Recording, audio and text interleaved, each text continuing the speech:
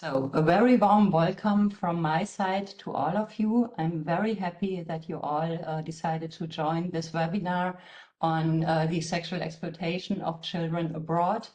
We will learn today on offender profiles and discuss prevention strategies.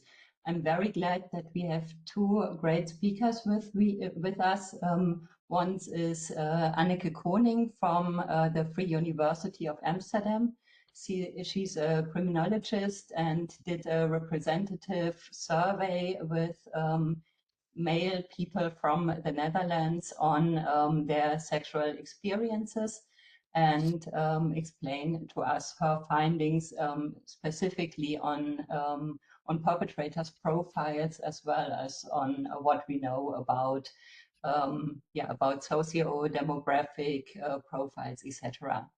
After that, Carlotta Hamsen will inform us about the German situation and what kind of cases we are informed through our reporting platform, Don't Look Away. Before we are starting, I will just give you a brief overview about ECPAT. ECPAT Germany is a member of ECPAT International. We are the largest international network against all forms of sexual exploitation of children. ECPAT International is a network with more than 130 members in more than 110 countries, and 3/4 of those members are working on tourism and on the sexual exploitation in travel and tourism.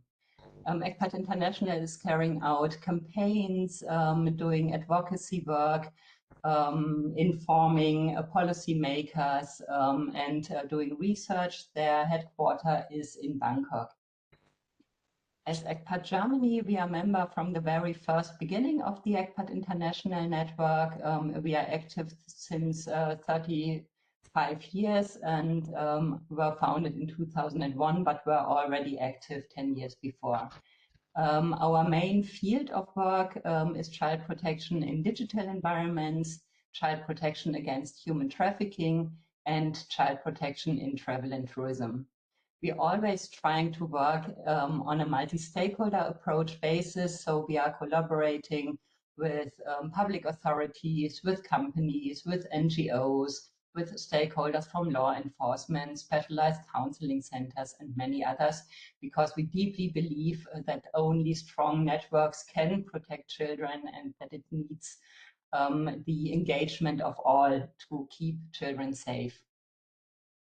In tourism, we are working on different angles. One is that we are the local code representative. So we are supporting more than 20 companies in Germany and Switzerland that are implementing the Child Protection Code. Besides this, we are training tourism professionals. We reach out to about 400 students and pupils every year.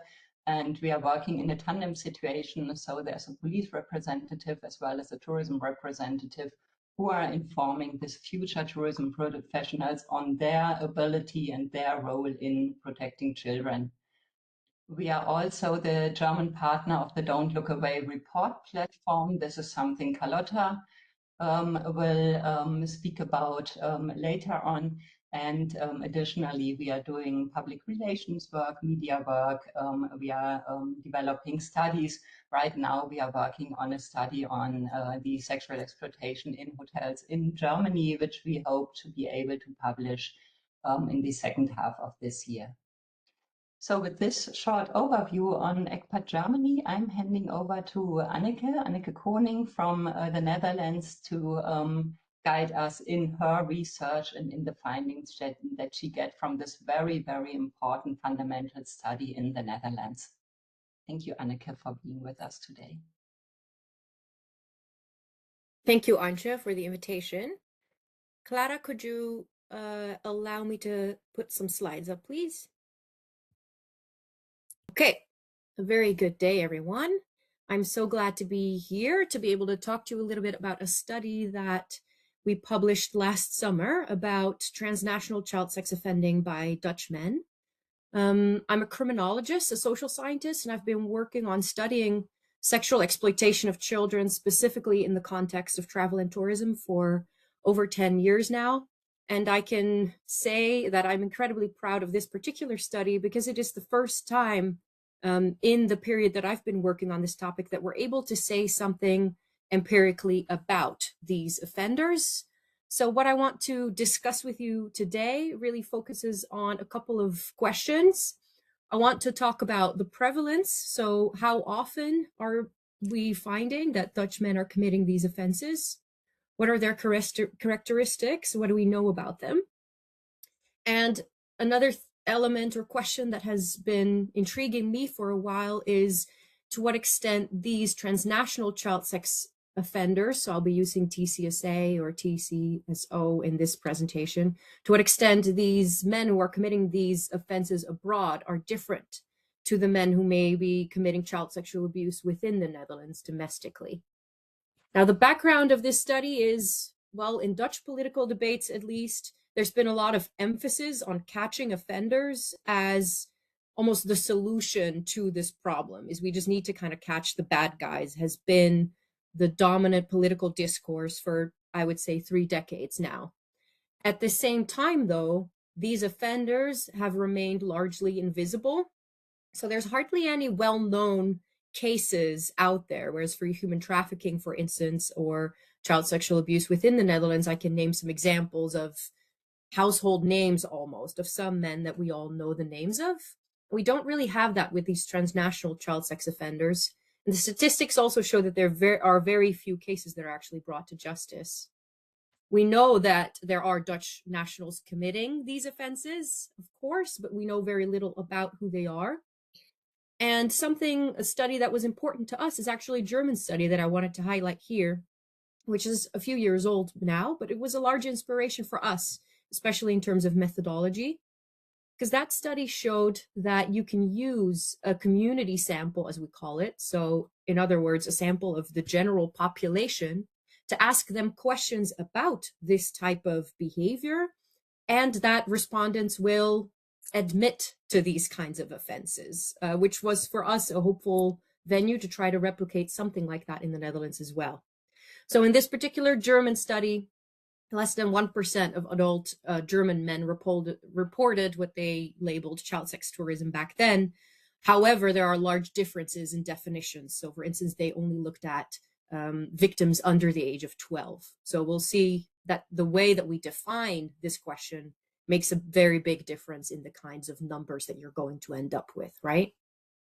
So that was kind of the background of our study to want to ask these questions. How often, who are they, and what are the differences? This was a very large project, and I'm only sharing some of the highlights of the results with you, but happy to go into more detail in the discussion if you want.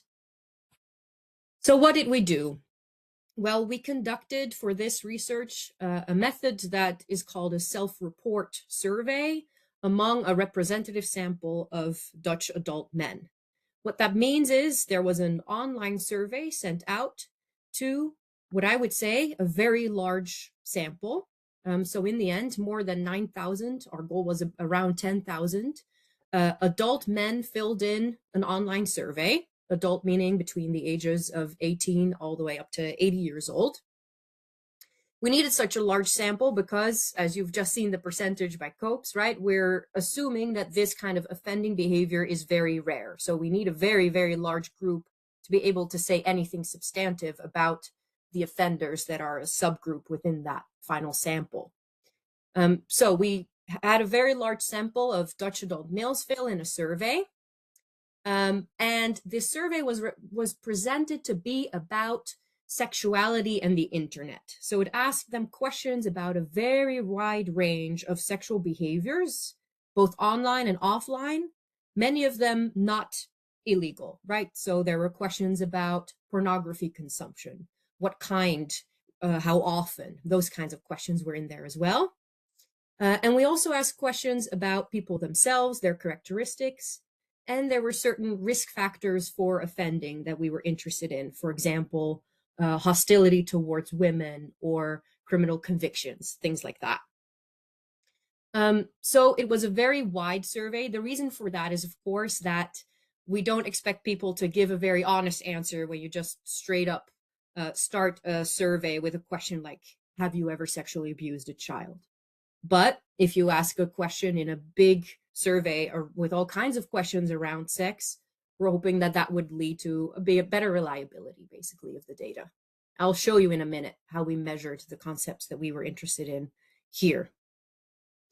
The sample was drawn to be representative of the Dutch adult male population when it came to things like age and education level, geographical spread, things like that. In the very end, we also calculated a weight factor that kind of means that the sample was corrected in some extent to be able to make estimates about the population of Dutch men as a whole. Of course, a limitation is that we didn't ask women. We'll leave that for the discussion. So this only says something about male offenders. So how did we go about measuring transnational child sex offending in this study? Well, there were 3 questions that would be relevant for you to know about to be able to understand the data. And those really have to do with the Dutch legal framework. So in the Netherlands, it is illegal to have unpaid sex with someone younger than 16 years old, and it's illegal to have paid sex with someone younger than 18 years old, because sex work is legal in the Netherlands above the age of 18. So to represent that, there were 2 different questions distinguishing between unpaid sex and paid sex, since the rules are. So here we asked people if they have ever had unpaid sex with a person younger than 16 years of age after the respondent themselves was aged 21 or older. Now, that final part, after the age of 21, is not in Dutch law, but we really wanted to make sure that we are not including holiday romances between an 18-year-old and a 15-year-old or something like that, right? We really wanted to kind of make sure that these were exploitative situations. And for a conservative estimate, we said, well, we'll put a 5-year age gap on that. So after the respondent themselves was age 21 or older, if they answered yes, we asked what the age of that person was, always distinguishing between younger than 12 or over 12. And we asked where this happened. So a long list of countries that they could pick from, but in the Netherlands or abroad. So obviously, if they picked abroad here, we're counting that as transnational child sex offending. And then the second one I've already alluded to, have you ever paid someone for performing sexual acts? If they answered yes, we asked for the age of that person. And if they answered an age under 18, we again asked where this happened, in the Netherlands or abroad. And then finally, we also included an online element in this study. In particular, we wanted to know about these live streams. So we also asked, have you ever participated in or watched a live stream via the internet which contained sexual acts? If yes, we again asked about the age of the persons that were depicted in that live stream. And I'm including that here because this has sometimes been called webcam sec TT or live streaming or online transnational offending. So I'm including that here as well. Do note, though, that we haven't asked people here where in the world that person was or where in the world this happened, because, well, I'm looking at all of you now through a webcam connection, and I wouldn't be able to necessarily say that you are in Germany, right? So we didn't think that would be valuable to ask people to ascertain. So overall, we have some measurements for transnational child sex offending, both physically, contact, as well as online. Okay, so the first thing I'll get into is the prevalence discussion. So how often does this happen? Well, in this table, I've marked one thing in yellow, and that is that overall in our whole sample, 2.3% of our sample admits to some kind of transnational child sexual abuse, contact abuse. So that includes both the unpaid sex with someone under 16 and the paid sex with someone under 18. So when we kind of add those groups together, and as you can see, you can't do 1 plus 1 because this group overlaps with each other. Then overall, 2.3% of our sample admits to or reports having committed that. And then if we also include the live streaming offenses, we add those up, then overall we get to 3.3% of the sample that has committed some type of online or contact transnational child sexual abuse. You'll also see reported on the right the percentage if we weight it. So that kind of means if I make this representative for the whole Dutch adult male population, And those don't change much because our sample was pretty representative to begin with. So what does that mean in absolute numbers? That means if I translate that to the Dutch male population and do those calculations, it means that between 131,000 and 171,000 Dutch adult males have ever perpetrated child sexual offenses offline abroad. A big question that we had when we found these numbers is, well, we have asked people if this has ever happened, right? So it could be that all these offenses took place in decades ago, right? And then we get kind of into a lot of different implications about what that means for prevention. If this all happened in the 80s and the culture was very different, etc., then we would be having a different discussion. So we really wanted to know for how many of them this happened recently in the last 5 years. And that was for about 2 in 3 of this group. So I've taken the mean of that here. About 100,000 people did so in the last 5 years. And that number has been the number that has since appeared in the media. I've included some media headlines here that were based on our report coming out. It's also the number that has kind of stuck in the public imagination in the Netherlands now, of this number of 20,000 abusers per year are traveling abroad to commit child sex offenses. And that comes from dividing that 100,000 in the last 5 years by 5. So then every year we get to about 20,000. Where are they going? Well, over 55 countries were mentioned as destinations. I've included some that are mentioned more frequently, but really there's no clear top 3 countries that are jumping out a lot more. So for instance, you'll see Thailand here, which we know about. The Philippines is also mentioned quite a few times, but not as much as the ones here. Keep in mind, though, that these numbers are not reflective of the number of times that a particular offender has committed an offense in that country. It is just the number of different offenders that have mentioned a particular country as a place where this has taken place. We also note that there are countries that the Netherlands is close by to, so Belgium is on there. Germany is hardly on there. It was mentioned very often as a place where Dutch men went to purchase sex with an adult, but it was not mentioned so much as a place for transnational child sexual abuse with a minor. So we also see some differences there.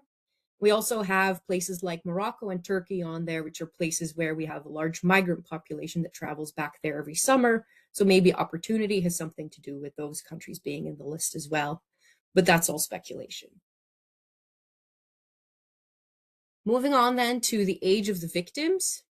I've split these up again, differentiating between paid and unpaid. What you see is a dark blue proportion, and that is representing offenders who are only reporting these crimes with victim aged younger than 12. And then the light blue is offenders who are reporting both victims younger than 12 as well as between 12 and 17.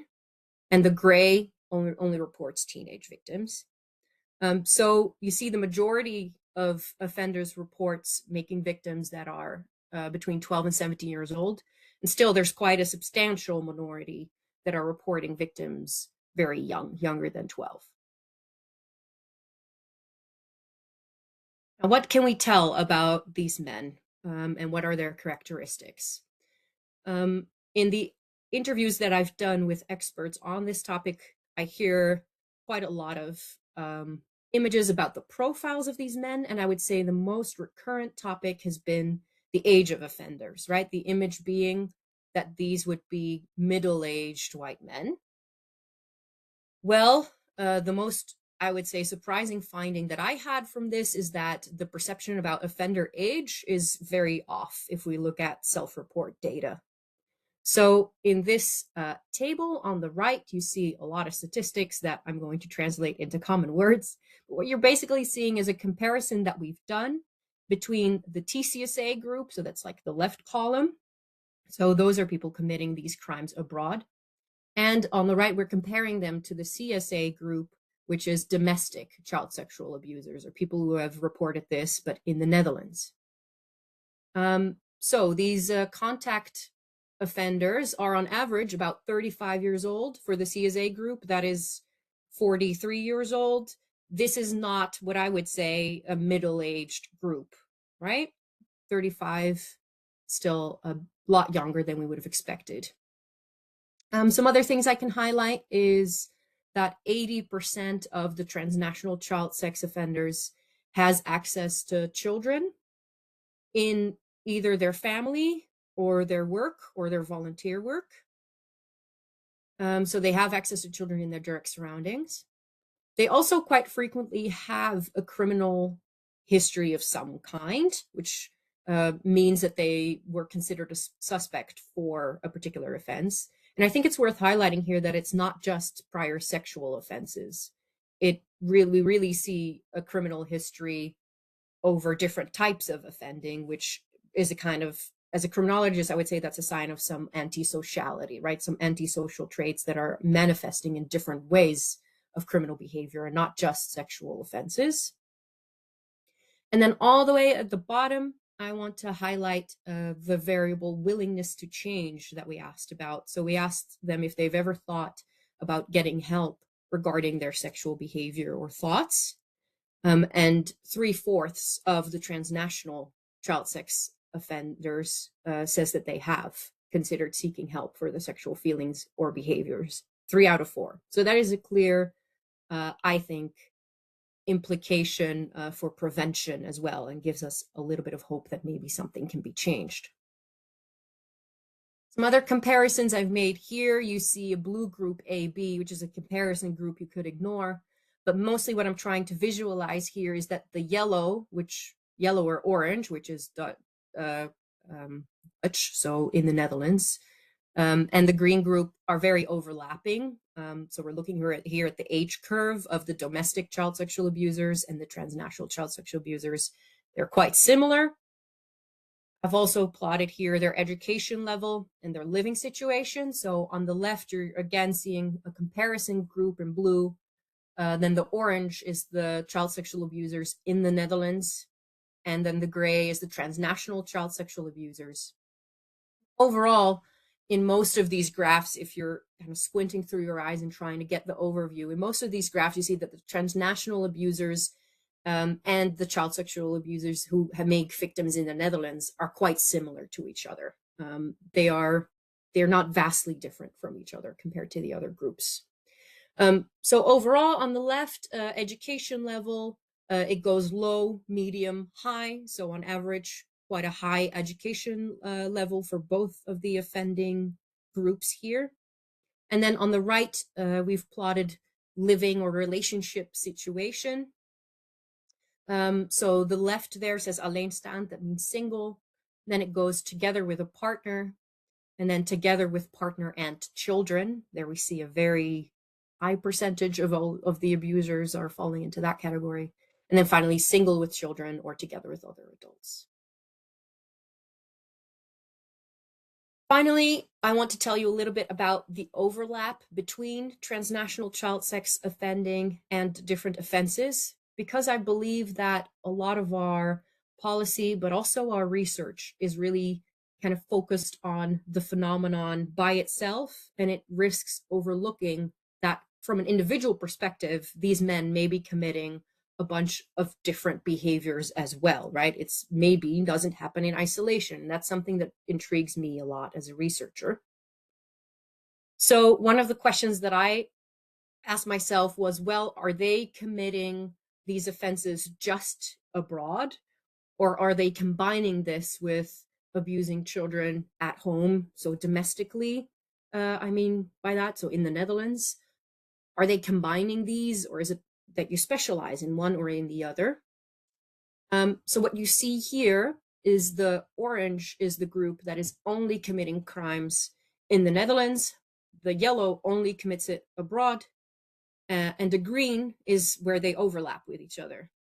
So taken together over both these circles, 1 in 10 of the offenders that are admitting to some kind of child sexual abuse Only 1 in 10 is doing that both in the Netherlands and abroad. All the rest is doing it either abroad or in the Netherlands. And then, of course, you see that the paid sex is happening a lot more abroad proportionally. So in other words, I take this to mean that the groups don't overlap that much with each other when it's only 1 in 10 that are doing both. I also wanted to say something briefly about live streaming, which, as you recall, was the third type of child sexual abuse behavior that we asked about. And I've highlighted here to what extent this live streaming is overlapping with other types of offenses on the right, and on the left, the victim age. So let's start on the left. Those that admit to having participated in a live stream with a minor report in 60% of the cases that it's always been with a minor younger than 12. And then you can add up to that, the lighter blue, 24%. So overall, 86% of the offenders who report a live stream have done so, at least, whether exclusively or combined, with children aged younger than 12. So the very young age of the victims in live streams is something that stands out for me here. On the right, I've plotted to what extent this live streaming behavior is overlapping with physical, hands-on contact abuse, whether in the Netherlands, in orange, or abroad, in gray. And you see that of the people who are admitting to a live streaming with a minor, only 14% has reported only that and not some kind of hands-on abuse. In other words, 86% of those who have watched live streams involving minors have also committed physical hands-on abuse, whether in the Netherlands or abroad. So this says something, I think, about the risk of this particular group and this particular behavior of the live streaming, because in the past we've heard arguments about it mainly being online and having online harms, and here we're kind of seeing, well, actually, there is a lot of overlap with physical abuse of children as well. Now, I've taken that analysis one step further in this figure, which is kind of a very large-scale overview of how different offending behaviors combine with each other, and I'll talk you through it a bit. So what you're seeing is the words CSAM, so that means downloading or using CSAM material. Underneath that, it says domestic, so that is child sexual abuse in the Netherlands. Under that, it says live stream, and then at the bottom, transnational child sexual abuse.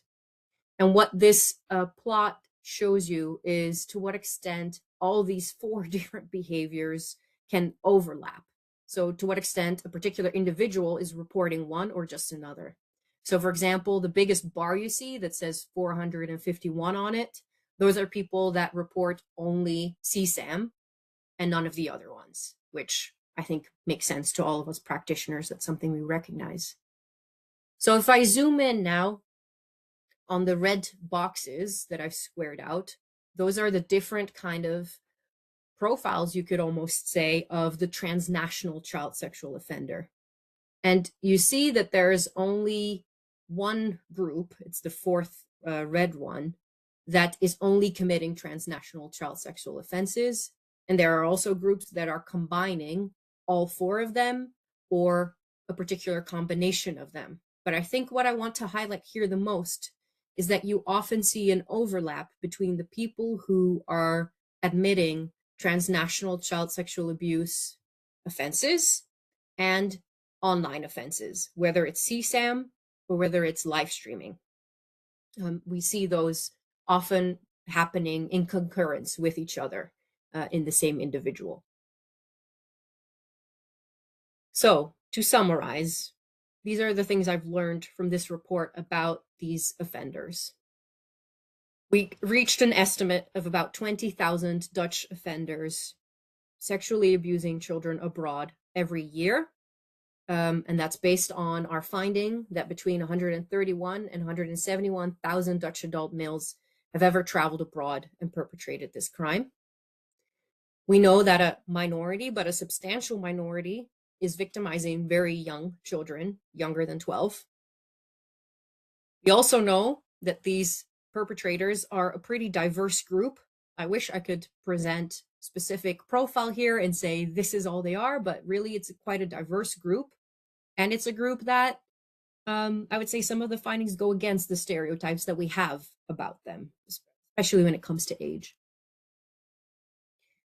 When we compare the Dutch perpetrators of transnational child sexual abuse to other forms of child sexual abuse, for instance, domestically, we see that they actually resemble each other quite a bit. And at the same time, there's not so much overlap between these different populations, which is interesting. And finally, we see that many of these transnational child sexual abusers are also committing online CSA offenses, whether live streaming or CSAM offenses as well. That was the highlights of the result. If you want to read more, there's a whole report available here and many English language publications still to come, so feel free to reach out. And I'd be happy to discuss implications, etc., but I think we'll save them for the discussion at the end, Antje. Yes. Thank you very much, Anneke. That was very deep information that you shared with us. We would go for some questions of understanding. So really questions of understanding. We will have a discussion at the end of this meeting. So I have a question of understanding, but maybe also others. I've seen something in the chat, but maybe some other people want to raise their hand if there are questions of understanding. I will try to find the chat and read the question.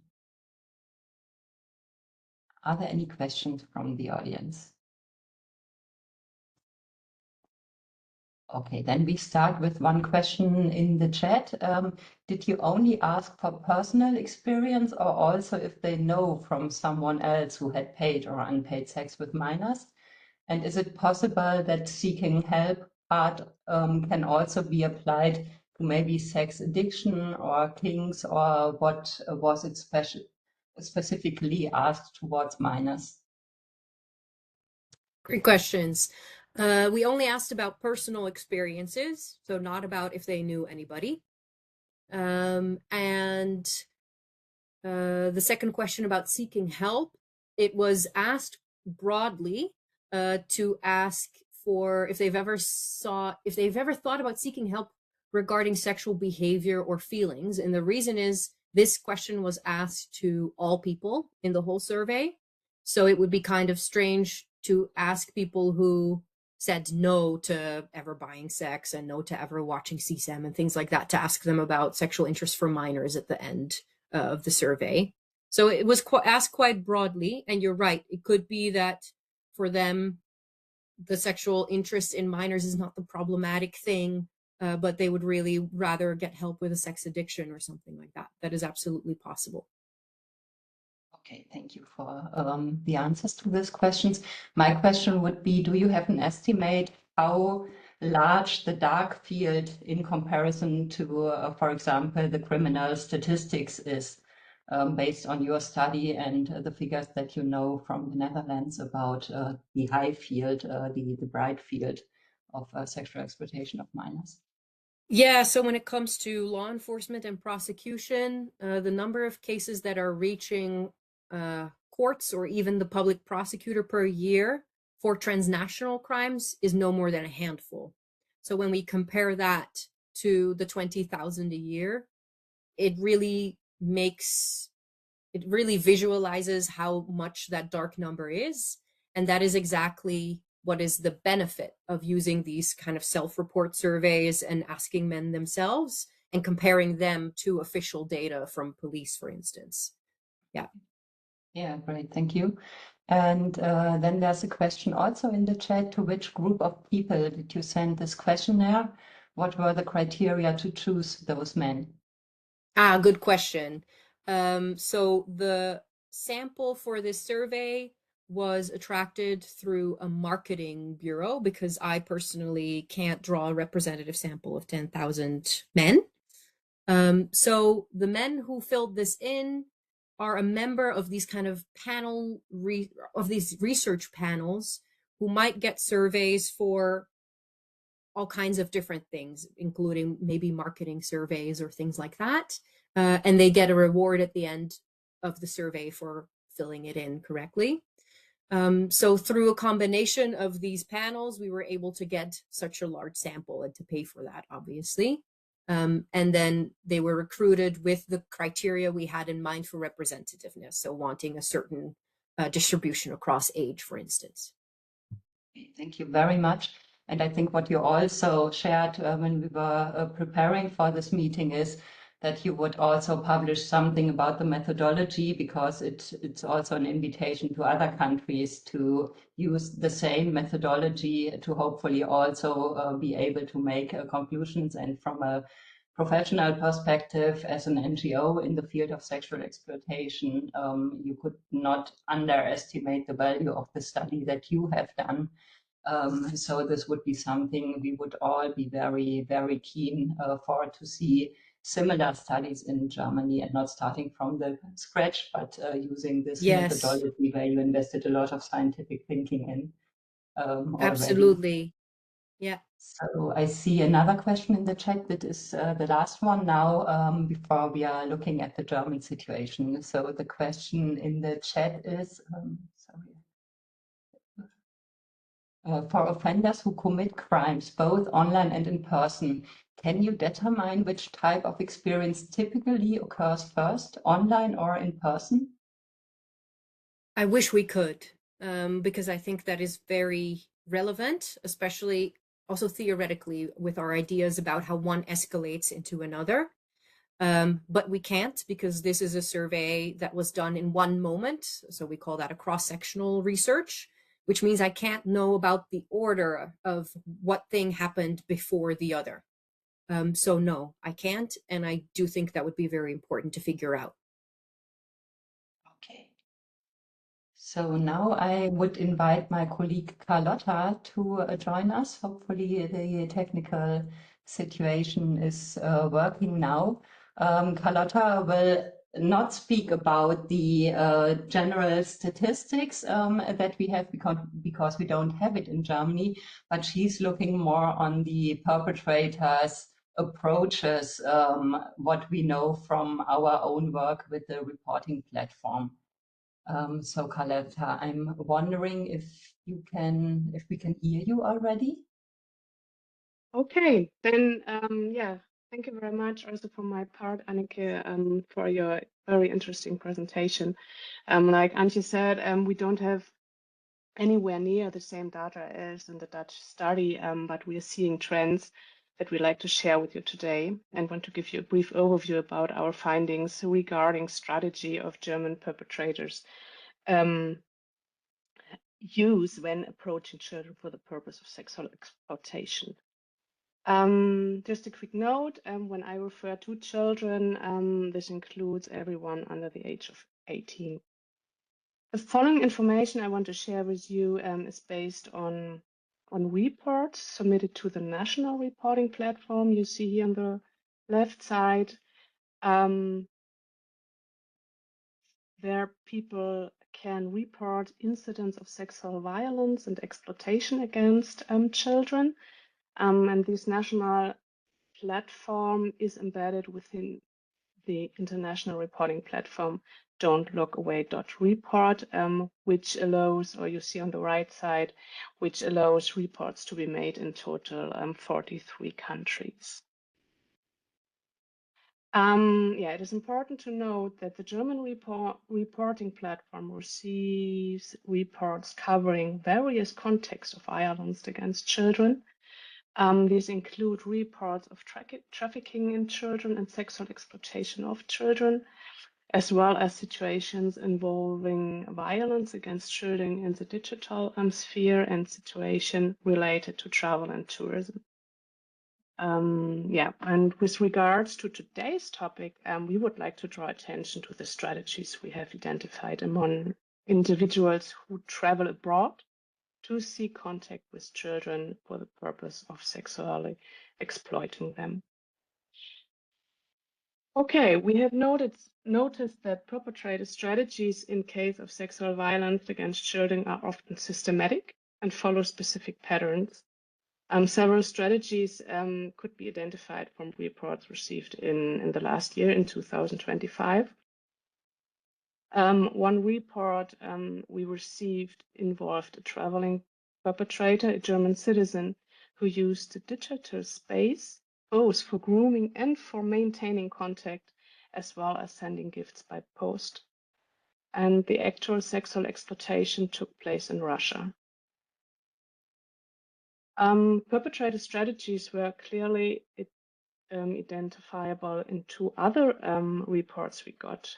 Two German traveling perpetrators exploited a lack of economic resources in other countries. They also deliberately exploited cultural circumstances which ensure that sexual violence against children is even more taboo and stigmatized than in Germany, for example. As a result, victims are even less likely to speak out, which reduces the risk of perpetrators being identified. And the actual sexual exploitation in both cases took place in Indonesia and Thailand. I would like to provide a few further examples for reports from recent years suggesting suspected cases of sexual violence and exploitation by German travelers. I would always start by naming the country and then passing to on the reported information to us. I start with Morocco. The report states that a German citizen is believed to travel to Morocco once a year, whilst the suspect is said to approach boys aged between 14 and 17 on the seafront promenade and invite them to a rented flat. Based on this observation, the person who made the report is certain that the suspect sexually exploits male adolescents during their stays in Morocco. Thailand. A witness observed three older German-speaking men with two young boys of Asian appearance by the pool. The boys were constantly being stroked on the thighs. On two occasions, she observed the older boy's private parts being groped. The boys were stroking the man's legs, thighs, arms, and backs. The witness took photos and videos and showed them to a hotel employee who took no action. Yes, we received this information along with photos of the situation and the suspects via the report. Thailand and South America. The next case. Since retiring, the pensioner has been traveling abroad frequently, particularly to Thailand and South America. The persons reporting the matter suspect that she meets underage boys there for sex. Within the family, they have also been suspicious of sexual harassment of his own stepson. It is also notable that the pensioner is primarily friends with and in contact with very young men and boys on social media. Some of the boys or men's profiles are apparently sexually orientated and offer their services via chat messages. And the last case I want to present, Colombia and Germany. A young man from Colombia was invited to Germany by an older man via a dating website with a promise of work, amongst other things. After spending some time here in Germany, the young man wanted to return to Colombia early due to a death in the family, whereupon the host locked him in, made his passport disappear and raped him. The young man managed to escape and was supported by competent people. It transpired that the host regularly invites young men from Latin America to stay with him. This was also made clear by many new applications for health insurance submitted by the host. Yeah. And in the last example, for instance, it became clear that perpetrators do not necessarily have to travel themselves, but instead use the internet to make initial contact in order to lure victims to Germany and sexually exploited them there. Yeah, important to know, it is not always possible for us to draw clear conclusions about specific perpetrator strategies from all the reports received by ECPAT. Sometimes only situations are observed without further information becoming apparent regarding the relationship between the perpetrator and the victims. Yeah. In summary, we have identified the following strategies used by suspected German perpetrators to gain access to children abroad. They deliberately engage in local projects in order to build trust and establish direct contact with young people. In addition, they often initiate contact online with the aim of arranging face-to-face meetings whenever possible. And furthermore, they exploit economic inequalities and deliberately take advantage of people's distress, particularly situations involving financial hardship. Yeah. As we short of time today, we are unable to outline the specific step we have taken to protect the children concerns. And we at ECPAT, it's important to know, are not a counseling service, but see ourselves as a point of contact. ECPAT benefits greatly from a strong national and international network. We refer those who have provided information to other relevant organizations involved law enforcement, where there is a clear evidence, or where specific information is available, request support from cooperating ECPAT groups in the destinations themselves. Yeah, thank you very much.